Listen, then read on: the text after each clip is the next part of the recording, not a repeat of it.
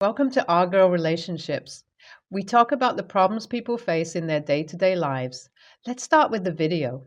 So, my mother-in-law is not that typical crazy mother-in-law, but she always manages to piss me off now and then. I have to admit that she is a sensible and decent woman, but has her own rules which rarely bother us. My mother-in-law is a retired teacher, and you can imagine how strict and unruly she could turn at times. When my husband told her that he was moving in with me, she told me that he was not responsible at all and I should just leave him as his parents' place. She told me that he was a clumsy and messy person and would not even iron his own clothes for the office. According to her, he was a spoilt brat and I should not try him. I and my husband were head over heels in love with each other and could not wait to move in together to stay with each other all the time. My husband moved in with me after a couple of weeks, and to be honest, he was not as troubling as my mother-in-law had told me. We loved living together and everything was perfect. My mother-in-law came to visit us after some time and inspected the whole house. She told me that she thought her son was the only messy person, but I was the same too. She also said that that's why we felt like soulmates. She then gave a long lecture on cleanliness and literally started cleaning the kitchen. I told her that I would do that myself, but she did not listen to me. We got married after a couple of months, and my mother-in-law threw a dinner party, and I was helping her set the tables.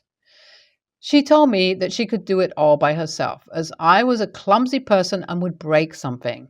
I told her that I was not at all clumsy or messy, and it was just because I was a busy person and had to manage work and the house. She told me that it was a lame excuse, as she had worked her whole life and still managed to maintain the cleanliness of the house.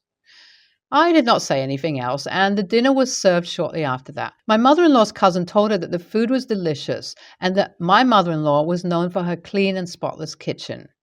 My mother-in-law told her that she was sad that no one else was going to keep her legacy intact, that I was not at all grateful. She also told her that my kitchen smelt bad, and she was almost going to vomit while she was cleaning it. I felt really bad, but didn't say anything. My mother-in-law called my husband and asked him if he could pay my mother-in-law's electricity bill, as she was saving money for something. My husband told her that she could save money later and manage her bills as they were important. He also told her that it was difficult for him to pay the bills as he was already contributing to the expenses of our house and was also paying installments for his car. My mother-in-law asked him why he was contributing to the expenses of our house, as the house belonged to me, and I was the one responsible to manage its expenses.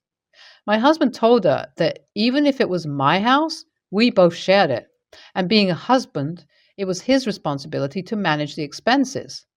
My mother-in-law was not convinced and told him that it was senseless to move out and pay for a space when he already could stay at her place.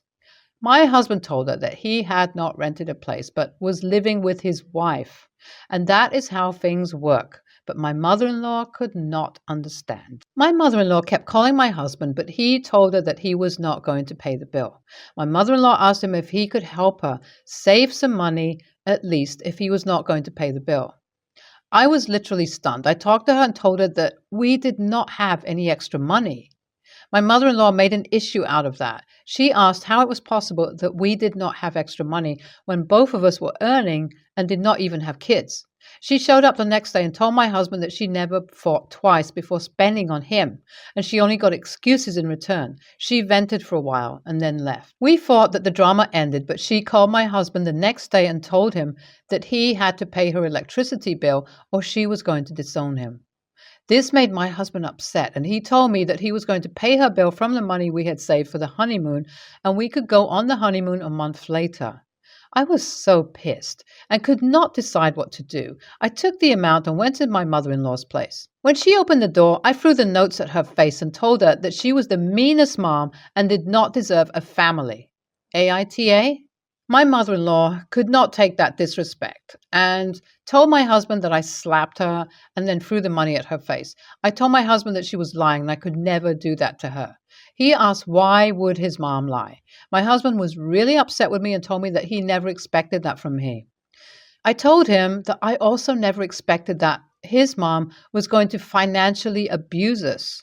He said that it was not abuse at all and she had a right to his money. I reminded him that we both had contributed and were saving the money for the honeymoon and she could just let us alone.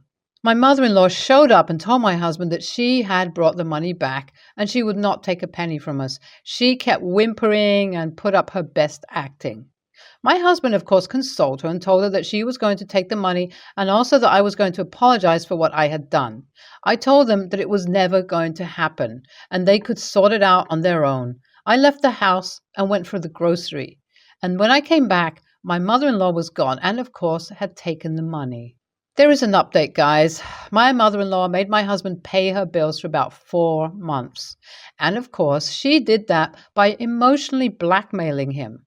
Also, as she had pretended that I had slapped her, it was much easier for her to get the money from us.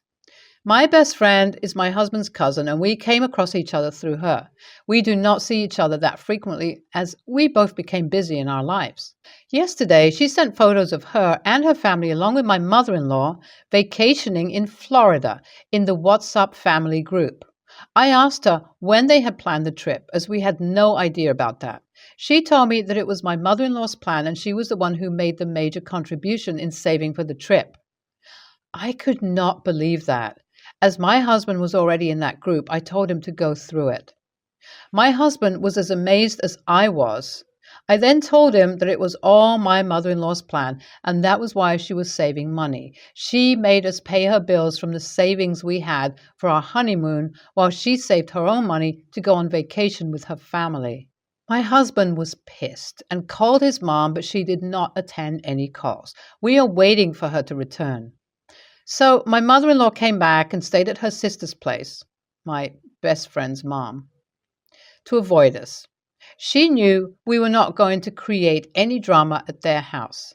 My husband called her and told her that she had to come back to her place or we were going to see her at her sister's place. He also told her that she could not then blame us for disrespecting us. My mother-in-law did not listen to us and stayed at her sister's place. We were, of course, pissed and planned to see her there. I and my husband went there, and my husband's aunt told us that my mother-in-law was not at home. We managed to get in, and then my best friend came out of her room and asked what was going on. I told her the whole story, and she could not believe that. She told us that my mother-in-law was upstairs, and she had no idea why my mother-in-law was avoiding us. My BFF went upstairs and brought my mother-in-law down. On asking what she had done, she told me that it was my mistake. She said that she was saving for our honeymoon and had only taken help from us, but when I slapped her, she could not take it and planned to go on a trip with her family instead. I told her that she was lying, and why would she even care for our honeymoon? She said that I had always misunderstood her and never accepted her as a family member. I then told everyone that I never slapped her, and she had made that story just to gain sympathies and get money out of us. My husband told his aunt what was going on and how we were paying her bills while she was planning a trip. I told my mother-in-law that she was going to repay us, and if she did not, I was going to get the police involved. She yelled at me and said that I could not do that, and there was nothing wrong if her son paid a few of her bills.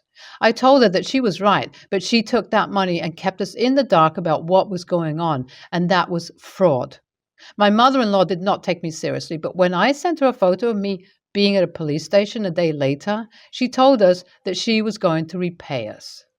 NTA, OP did what her mother-in-law deserved, and I cannot believe how mother-in-law managed to do all that. OP should have kept a distance from the day her mother-in-law tried to bully her at the dinner party. Mother-in-law was just jealous and mean, who wanted her shares from the money OP and her husband earned hard. Why these mother-in-laws are so brainless? NTA, sorry to say, but mother-in-law was not decent at all. Decent ladies do not pull such stunts, especially against their own kids. OP's mother-in-law was an a-hole, and OP should have filed a complaint already. OP's mother-in-law had no plan for OP's honeymoon, of course, and was planning a trip for herself. Mother-in-law should be blocked in every way. I've had a long engagement with my fiancé. Got engaged December 2019. We were supposed to get married in 2021, but you can understand why that couldn't happen. So our wedding happened this past weekend. One of my best friends was supposed to attend as a bridesmaid, but she skipped last minute because of an emergency. To be honest, I was mad that she skipped because the emergency happened almost a week ago. So she had time to figure things out and attend. So what happened was that her fiance got in a car accident and was hospitalized. He was hospitalized for 5 days, and on Friday, he got discharged to go home. My friend had told me from the moment he got into the accident that he'll skip the wedding just to be sure, and I told her we'll see.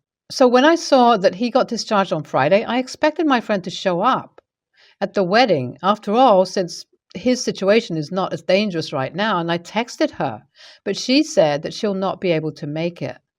She kept saying how he's still not well and being discharged doesn't mean that he can stay alone without care for many hours. And since my wedding day would start at 9 a.m. on Saturday with the preparations, etc., the ceremony would be at 7 p.m. on Saturday evening and the reception party would last until Sunday morning, hours that she couldn't be away from home for that long.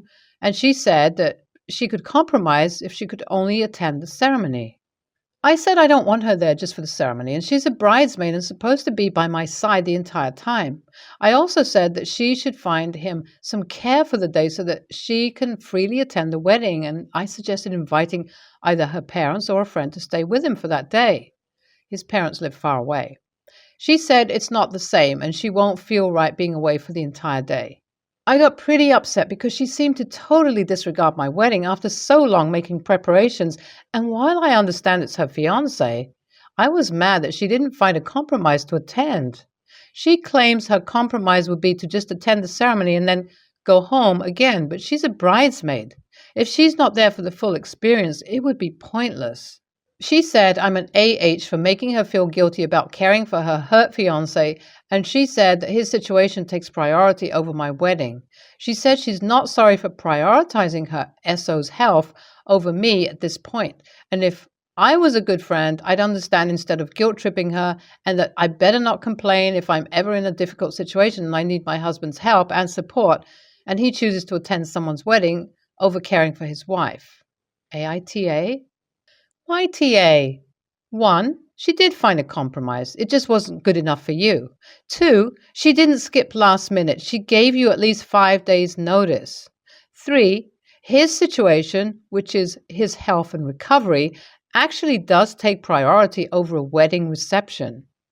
I specifically say reception because she agreed to attend the ceremony, which is realistically the part where you actually get married. YTA and very selfish. Her fiancé was in an accident and injured enough to be hospitalized. You don't even seem to care about how terrifying all that was for your supposed friend.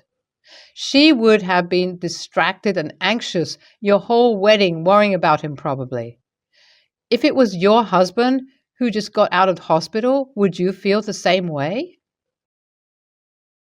So, my wife and I adopted our niece this year. She's been in our custody for nearly a year and a half full-time and off and on the previous 2 years. She just turned 13.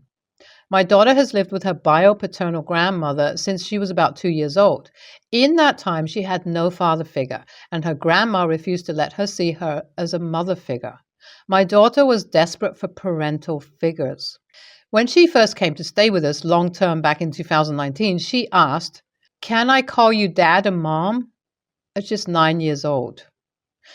We let her, but she would call her bio mom, and her bio dad just by his first name. She had no real relationship with either of them. They spent time in prison, and even when they were not in prison, they mostly ignored her. When we got custody, my sister-in-law came out of the woodwork. I think that she was hopeful that if we got custody away from grandma, then she could get custody from us. The problem is, she still likes the meth, and she still has a long, unresolved criminal record, no permanent address, etc. We got custody easy from grandma, and then we asked for adoption per daughter's request.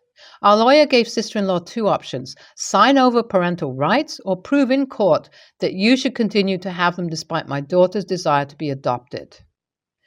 As part of the agreement, we set up for my sister-in-law to call daughter regularly. She usually calls Sundays for a while, first talking to my wife for 30 minutes to an hour, then asking for my daughter. She spends about 90% of that call talking about herself and often doesn't even ask daughter how she's doing. The problem comes in that sister-in-law refers to herself as mom, her husband of barely a year, stepdad. His estranged children my daughter has never met as her step-siblings, and my wife and I as aunt and uncle. But the adoption has happened by every meaningful way. I am dad, my wife is mom, and bio-mom is now aunt, at best, and her husband is just that, her husband. His kids are of no relation at all. I have asked her multiple times to stop using these terms and to use the correct ones. It annoys my daughter and is usually the catalyst of her just walking away from the call. She has tried to correct my sister-in-law, but she refuses to change her ways. So now I just hang up. My daughter rarely actually wants to talk to her and will often just leave the room mid-conversation. When she does, I just end the call or let my wife pick up. My wife thinks I'm being too harsh, but I have no patience for this person, her boundary stomping, and neither does my daughter. My wife thinks I'm an a-hole for not reminding sister-in-law every time and giving her a warning. I say she's had enough warnings. NTA, this is not you being harsh. This is you protecting your daughter's boundaries while she is still a vulnerable minor. I appreciate that this is difficult for your wife to be in the middle of, but since she has committed to being this child's mother, then she needs to act like one and put your daughter's feelings ahead of your sister-in-law's. This adult woman knows perfectly well that she is not supposed to do this, so she doesn't need a reminder. She needs consequences. NTA a million times over NTA. The egg donor lost that right years ago. Unfortunately, lots of bio parents don't age the child year by year. I was 23 years old giving birth to kiddo number 3, and my egg donor was still treating me like I was a little kid. She lost me at 3 weeks old, had limited contact until age 2, then no contact until age 15. To her, I was still her baby girl. Forcing a relationship on a teenager is just going to cause major resentment issues, especially one who has been treated as awful as your daughter. She will remember everything you did to help her, and the resentment will be towards your wife, not you. It sounds like you are doing everything you can to stand up for her and her wants and needs. Any therapy or counseling for each family member, even support groups in your area, can greatly help. It sounds like your wife is a good mom. She just needs a lot of help in standing up to awful family, and therapists can help her with that.